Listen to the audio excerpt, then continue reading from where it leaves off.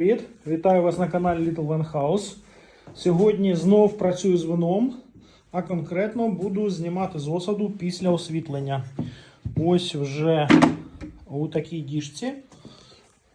Дуже гарно воно освітлилось. Ну, це не дуже видно в такому варіанті, але я потім покажу вам, як це буде в бутлях. Бутлі готові, все готове. Зараз буду знімати з осаду. Привіт! Вітаю вас на каналі Little Wine House. Сьогодні знов працюю з вином, а конкретно буду знімати з осаду після освітлення. Ось вже у такій діжці.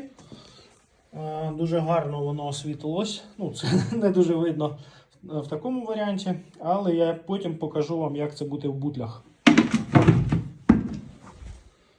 Бутлі готові, все готове. Зараз буду знімати з осаду.